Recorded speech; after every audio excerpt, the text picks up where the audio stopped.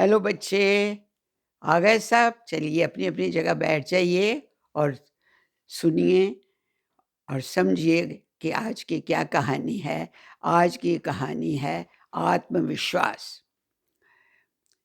जग्गू नाम का एक लड़का जो कि 12 साल का था, वो एक छोटे से शहर में रहता था।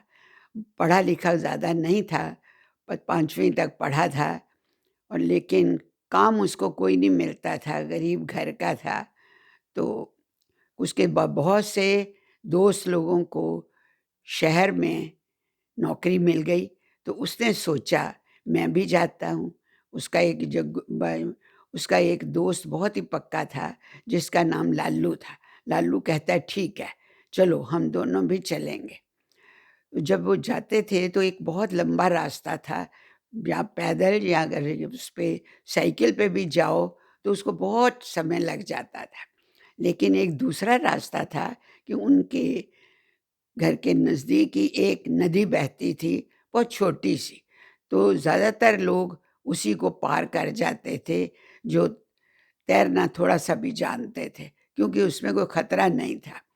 तो सारे उसके साथी लोग तैर के चले जाते थे, यहाँ तक कि उसका लालू जो दोस्त था वो भी ऐसे ही चला जाता था। पर ये पानी से इतना डरता था, इसको देख के ही पानी से घबराहट हो जाती थी और काँपने लग जाता था। फिर ये क्या करता था कि दूसरे लंबे रास्ते से जाता था। उससे ये वो बहुत लेट हो जाता था। तो जहाँ पर उसको नौकरी मिली, वो भी डाँटते थे कि तुम तो बहुत देर से आते हो। उसने क्या किया, बहुत जल्दी आता था कि सबसे पहले ही पहुँच जाए। पर फिर भी वो लेट हो जाता था, थक भी जाता था, हांफने लगता था। तो सब लड़के उसका मज़ाक बनाते थे, तू तो भोंदू है, कुछ नहीं तुम्हें आता। शायद जब हम चल सकते हैं ऐसे ही तैय तैर कर, तो तुम क्यों नहीं जा सकते हो? उसको बड़ी हीन भावना उसमें आती थी कि अरे! मैं क्यों नहीं तैर सकता? घर पे भी जाके कई बार वो रोता भी था कि मैं क्यों नहीं जा पाता हूँ। फिर उसके दोस्त ने उसको बहुत समझाया कि देखो तुम अपने में विश्वास पैदा करो कि मैं भी चल सकता, जब और चल सकते हैं, तो मैं भी ये काम कर सकता हूँ।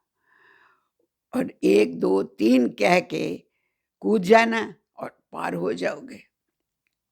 पर उसको अभी भी बहुत मुश्किल लगा।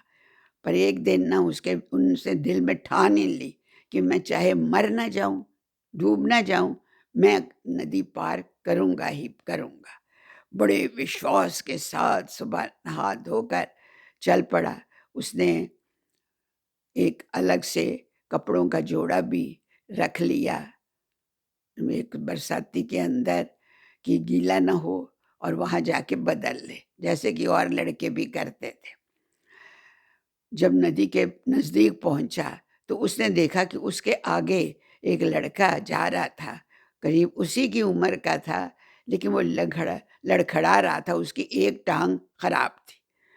पर जैसे ही वहाँ नज़दीक पहुँचे नदी के, वो लड़का तो फटाफट उसमें कूद गया और जल्दी-जल्दी ए एक ही पैर को अपना मारता हुआ और हाथों को मारता हुआ दूसरे किनारे की तरफ पहुँचने लगा। उसको देख के इसके दिल में आया कि जब वो अपाहिज लड़का ऐसे जा सकता है, तो क्या मैं नहीं जा सकता हूँ? तो उसने ज़ोर से कहा, हरि ओम, 1, 2, 3 कह के वो ना नाक पकड़ के अपनी, कि उसमें पानी ना चला जाए, और नदी में कूद पड़ा। फिर इतना उसमें विश्वास अंदर से आया, अंदर से विश्वास आया। किसी ने नहीं उसको कुछ कहा उस वक़्त, और वो हैरान हो गया कि मेरे में कैसे इतनी शक्ति आ गई, और मैं तो फटाफट हाथ-पैर लगाने मारने लगा हूँ।